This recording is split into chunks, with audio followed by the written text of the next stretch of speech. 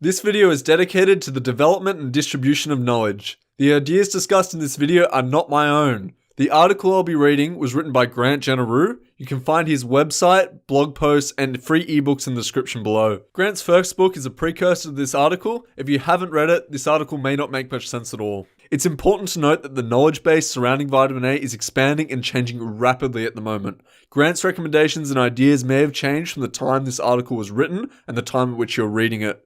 All references in the article will be linked in the description, and all charts, graphs, etc. will be shown on screen. This is really important as these charts are critical to understanding the article. Please don't forget to subscribe and comment your opinion on the subject. We really need as much input as possible from all angles and perspectives. I should have Grant's full ebooks recorded and uploaded in the coming weeks. I'm also conducting and documenting a zero vitamin A mouse experiment to help determine whether vitamin A was miscategorized as a vitamin. Final point, none of this is to be considered medical advice in any way, shape or form. The ideas discussed herein do not necessarily reflect my own personal views and beliefs, and my opinions are subject to change at any time. Without further ado, enjoy. Ending the Mystery of Autoimmune, April 22nd, 2016, by Garette Smith. About a year ago, I posted my initial theory that low-dose chronic vitamin A poisoning was creating the epidemics of Alzheimer's, Crohn's IBD, and eczema.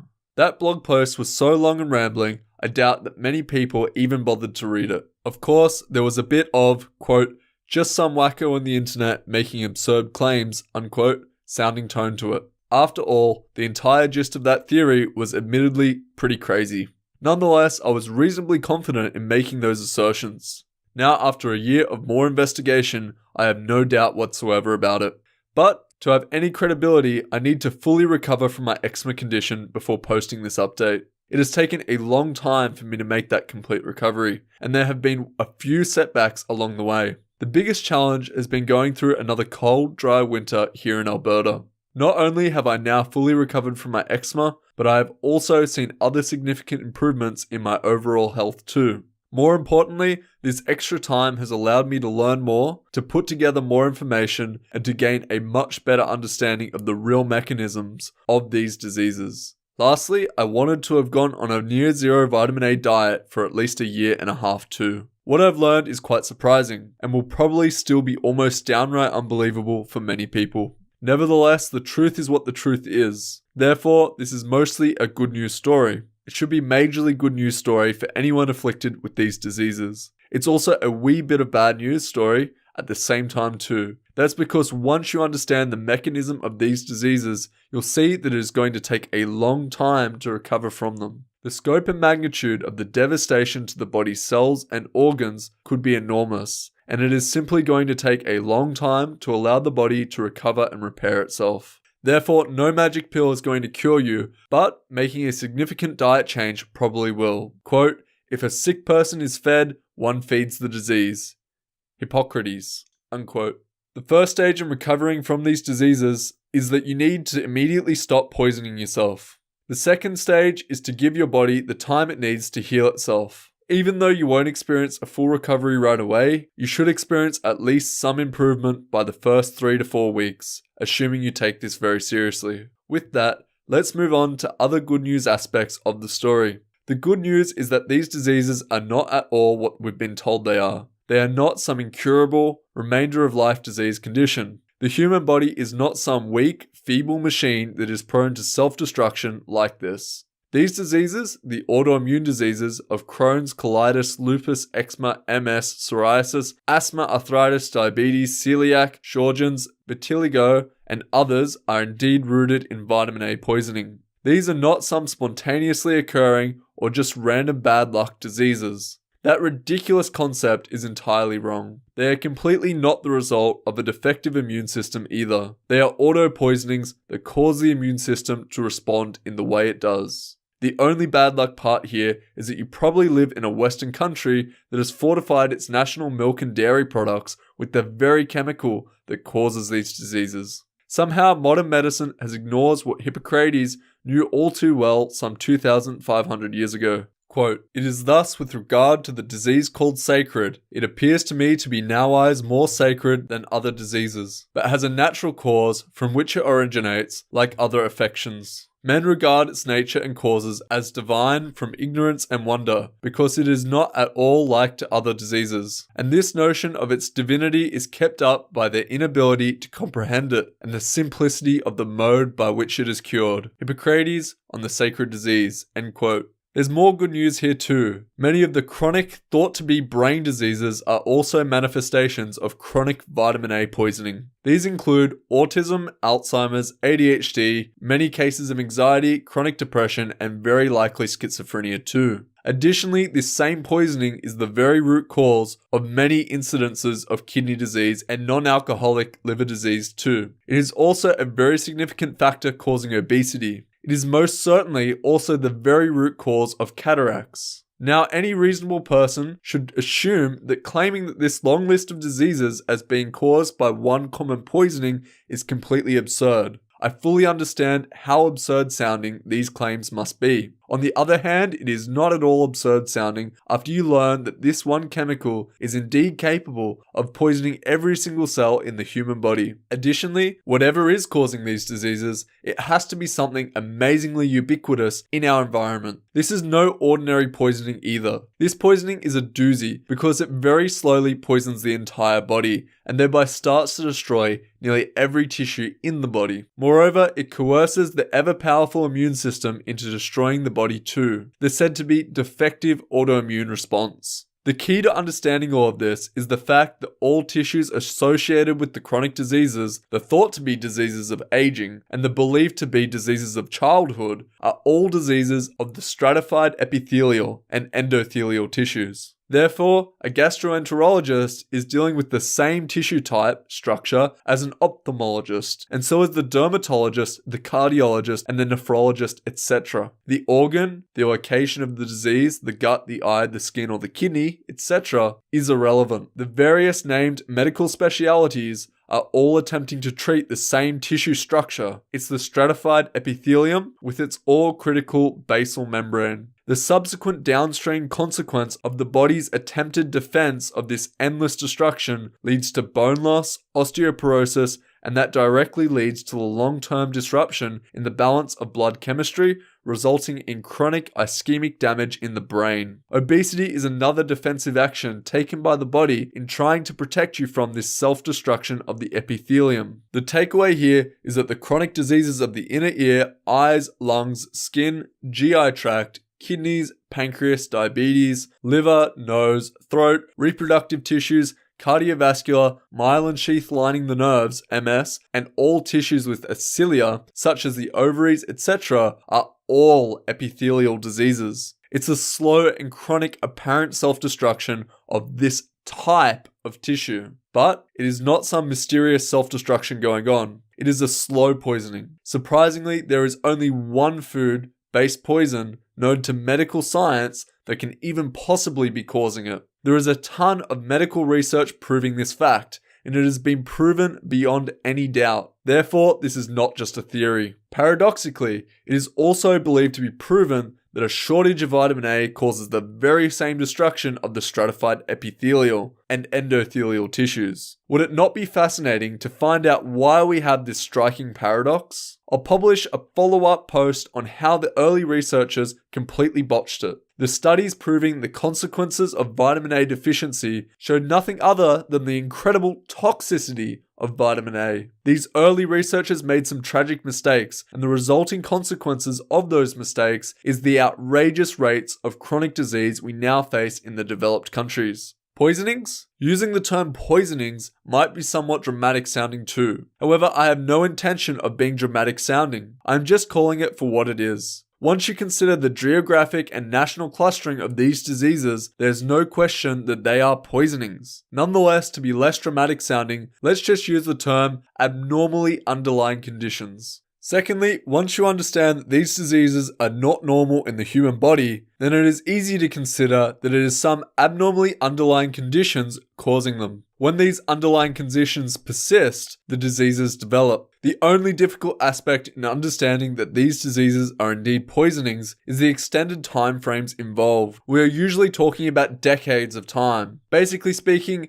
a toxin is very slowly accumulating in the body of various locations. Yet paradoxically, there is also a ton of complexity involved in the process. As that toxin is accumulating, the body is also mounting its standard defense measures against it. However, over time, the body's defensive measures are worn down and eventually exhausted. Once that happens, the body crosses a tipping point into disease. You will never recover from the diseases unless you change the underlying conditions that are causing them. I am completely and 100% sure about the above statements. However, it does not matter one little bit about what I am sure of. What only matters here is what the evidence says about it. And over the last year, I've been spending my spare time on collecting that evidence. I've been gathering that evidence and making the connections between it all. I'm publishing this in a free ebook. The ebook is available using the links below. I've put this information into an ebook form because it is now just way too long to include in a blog post. The book is entirely free. There are no hooks or catches to it. There is no advertising or any monetary gain in this book for me or anyone else. The only cost to you is your time in reading it. This book is intended for the people who have these diseases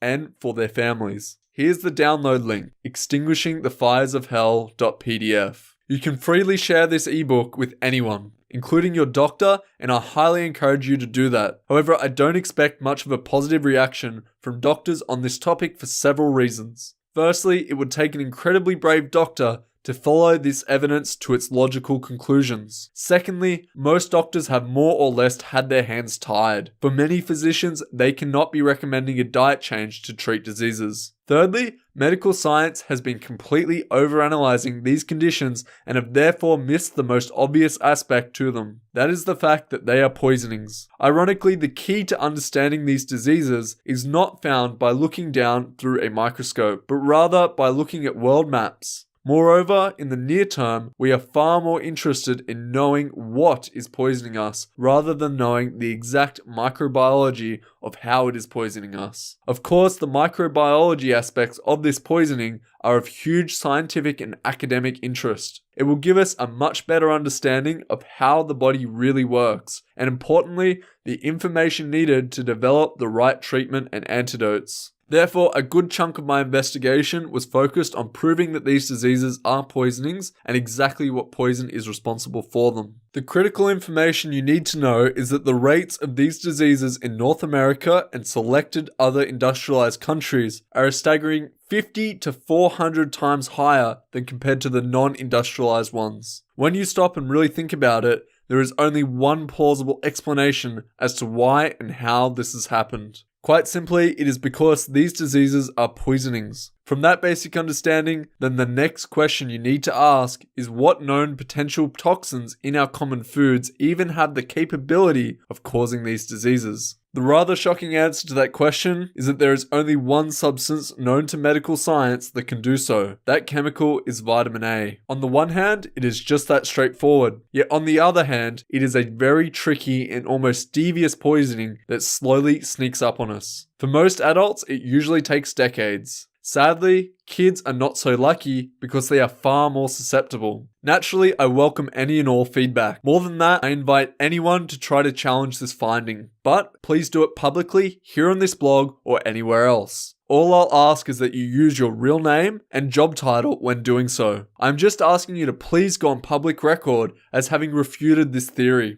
Obviously, you'll need to have very solid, scientifically supportable evidence backing your position. This investigation is about science and the facts. It is not about opinions, nor is it about quotes from so-called experts. When I referred to evidence here, most people might be expecting complicated chemical equations, detailed and complex biological processes, glossy images, and downright virtual fingerprints. I think that kind of evidence is going to be pretty hard to come by in disease research, and it would be difficult to prove the case absolutely and conclusively in chronic diseases other than in infections. However, I am indeed providing much of that level of evidence here. I am providing pictures, biological processes, and references to massive amounts of data and inadvertent large-scale clinical studies to make the case. but it is not to some extreme level of scientific sophistication and rigor. Maybe a bit oddly, the answer to solving these diseases is not found so much in the minutiae. Rather, the answer shows up and becomes entirely apparent when you take several steps back and look at all of the evidence collectively, and thereby see the bigger picture. There are some other surprising aspects of these diseases that have shown up in my investigation. Firstly, much of this information has been well known to medical science since about the 1940s. Secondly, you can literally see the large amounts of this toxin sitting in the skin, and you can see it with your own eyes. Thirdly, it is the very same and the one chemical that is known to medical science that has been clinically proven and proven millions of times over to cause all of the symptoms to all the autoimmune diseases combined. Additionally, there is only one toxin from foods known to medical science that can possibly be causing osteoporosis. It is also the one chemical known to medical science that will cause the depletion of your tissue stem cells and thereby cause the corresponding sclerosis of your epithelial tissues. It is the one chemical, therefore, capable of causing the pigment loss occurring in vitiligo. You can see this with your own eyes too. It is the one chemical that will cause the skin to shed and flake off as seen in eczema. It is the very same chemical that is scientifically proven to cause inflammation and the actual immune response we see in these diseases. Amazingly, it is the same chemical that has been proven to cause the head-to-toe destruction of the human body, and it has proven it millions of times over too. The points I've just made are a sampling of the details of the evidence you can dig into by reading the ebook. Lastly, and rather incredibly, the very functional definition of vitamin A not only implicates it here, but it also provides us with the unique virtual fingerprint on it. I could almost not even wish for more or stronger evidence. Everything I found here is completely scientifically proven and well documented. You'll also see indisputable proof that these diseases are indeed poisonings. When you combine all of these facts, you should be left with no doubts. The bottom line here is that there is only one chemical known to medical science that can even possibly be causing these diseases. Very unfortunately, we've all been drinking it in our milk, eating it, and feeding it to our kids. The experts have seriously let us down and misled us. I believe that the vitamin A supplementation of our foods will go down in history as being one of the biggest scientific blunders of our time. Don't let the never-ending excuses thrown up by the naysayers and cynics distract you from pursuing the truth. The naysayers have not even begun to solve these diseases over the last 50 years, and they likely wouldn't have solved a single one of them in the next 50 years either. Don't let others with some financial interest try to talk you out of pursuing it either. Be strong, brave, and consider the evidence I'm presenting on its own merits. This theory is not impossible. On the contrary, based upon the mountain of evidence here, it is highly probable. It is also not a difficult concept to understand either, because this exact process is abundantly documented to be precisely what happens with this toxin in the human body. Additionally, and quite surprisingly, there is only one possible explanation as to why over 100 million people in North America are now sick, and more are getting sick every single day. To illustrate the point, imagine that you and your business partner have a company safe containing all your cash and valuables. There are only two people in the entire world that have a key to this safe, you and your partner. Is Joe vital, and he is an unyielding type A personality. He has an immense influence on everyone he comes into contact with. With that, most people call him by his somewhat peculiar nickname, Vital A. Then, one day you open the safe and everything is gone. You confront Vital A and he's sitting there, red-faced, sweating, and has a plane ticket to South America in his pocket, denying any part of it. His financial supporters are also steadfastly backing him and are waving their hands trying to distract your attention elsewhere. So, just who do you think emptied the safe? You might want to admit that your old friend has betrayed your trust, but you just now have to go with the evidence on it. There is only one possibility here. Of course, the cash and valuables in this analogy are your health. The calcium sucked out from your bones and the all-important stem cells robbed from your skin, eyes, pancreas, kidneys, liver, other tissues, and even your brain. Most importantly, regardless of what I say or what anyone else has to say, the very final say and evidence on this is now up to you. You must now take action on it and ultimately prove it one way or the other. Vitamin A, oh no it's not. April 29th, 2017 by Garette Smith. Another year has gone by, and now I owe my loyal followers an update. In a nutshell, here it is. I'm still very much alive, doing quite well, and remain eczema free. So that's nice. Oh, and yes, I am continuing to live on my vitamin A elimination diet. That's nice too. But I've not been sitting idle regarding the vitamin A topic either. In addition to my day job and other life responsibilities, I've spent more time investigating the history and nuances of the vitamin A story. The investigation has now led me to make a rather profound discovery. That discovery is that vitamin A is not a vitamin at all. Nope, in no way is retinol nor its precursors a vitamin. That grand theory and the esteemed vitamin label given to this toxic molecule is rooted in nothing more than botched science. Of course, that's not just my opinion, and no, I am not delusional. Rather, you'll soon see that it is simply a fact. So if you are like me and have been wondering why the symptoms of so-called vitamin A deficiency are a perfect match for those of vitamin A toxicity, you'll get the answer to that little 100-year-old mystery. I've documented this investigation in a new ebook. Like with my prior ebook, this one is completely free too. There are no hooks or gotchas to it, nor advertising associated with it. There's no monetary gain in any of this for me or anyone else. However, there's a gigantic amount of money being made in attempting to treat the endless autoimmune diseases. Thus the title, Poisoning for Profits. Please download the ebook and share it with as many people as you like. All I ask in return is for you to please comment on it as you see fit. Therefore, please feel completely free to contact me with any feedback and questions. Like always, you most certainly should not just take my word or anyone else's word on any of this. Rather fantastically, you get to conduct a very simple in-home experiment and prove the science of it. You'll get to see the results of that experiment with your own eyes. In doing so, you'll get to participate in one of the most important health science experiments ever conducted. Science just does not get to be any cooler than that. Poisoning for profits. Why so many of us are sick and dying young. Thank you. Thank you so much for listening. This is a topic that demands attention and respect as it potentially affects every person on the planet, especially as the diet around the world becomes more westernized. In order to get to the bottom of this, we need exposure as well as healthy and robust discussion. You can really make a difference by commenting, subscribing, liking, and or sharing this video. You can check out Grant's other articles, ebooks, and my mouse experiment by clicking on the link to my YouTube channel, Ye at LDT, below. And don't forget to check out Grant's website and forum. Let me know in the comments what you think about Grant's theory, be it positive or negative. Do you have an experience with vitamin A? All the best, thanks again, and take care.